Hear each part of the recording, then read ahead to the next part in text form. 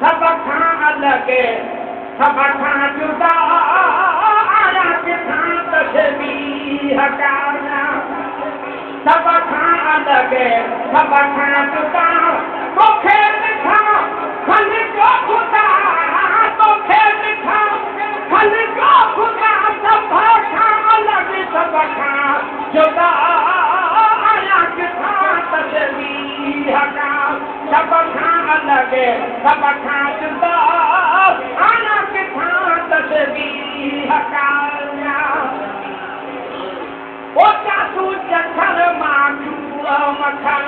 मिसरू सजण शीन पर चासू चखर माखू मखण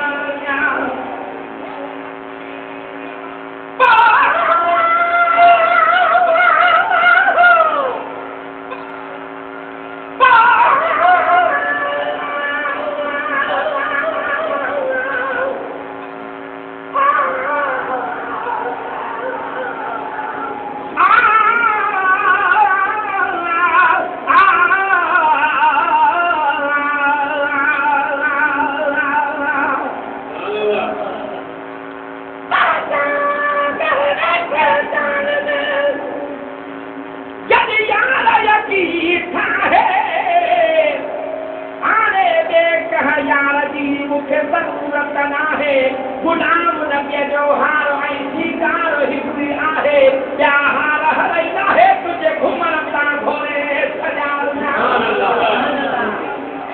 पर चांद वेठे चांद में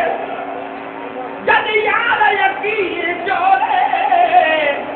वे तलवार कुल्हनि ते वरी सजा थई छोड़े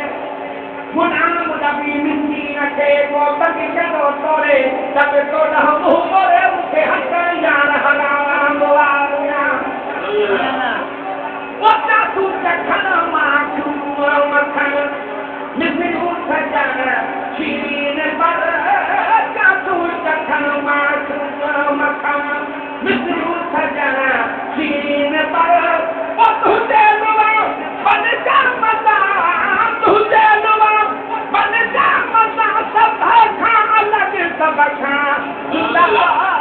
आया किथां तशबीह काना सब खां अलॻि सब खां जुदा आया किथां तशबीह काना एतिरे बात हुजे अचण राखे सॼो था रो अङण एतिरे बात हुजे अचण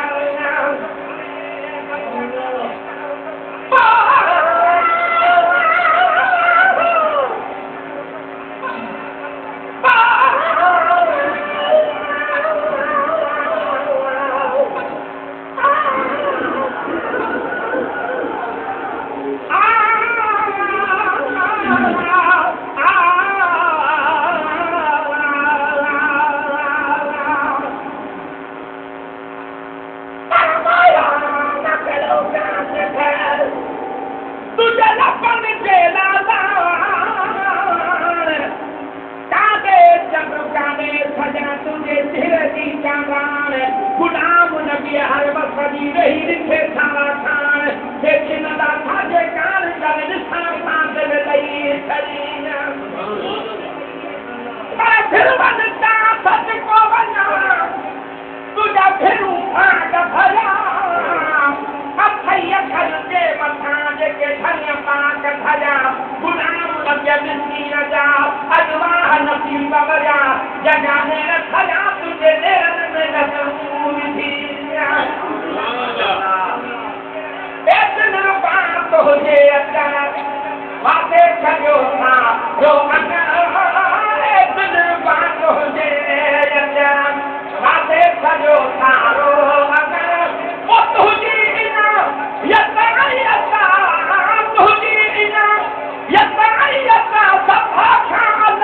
सब खां जुदा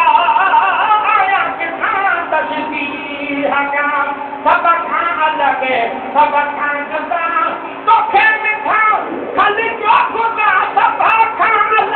सब खां जुदा आया किथां तस्वीर हकाना ओ था जयु थे हीर जो तासीर भी अके हीरवा था जयु थे हीर जो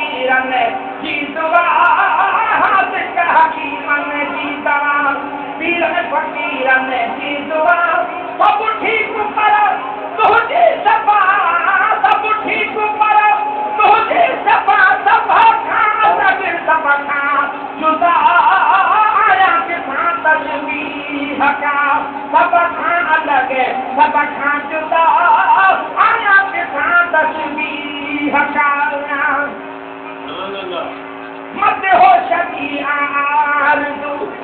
वेठो हुजी तो रूबरू मत हो शकी आरज़ू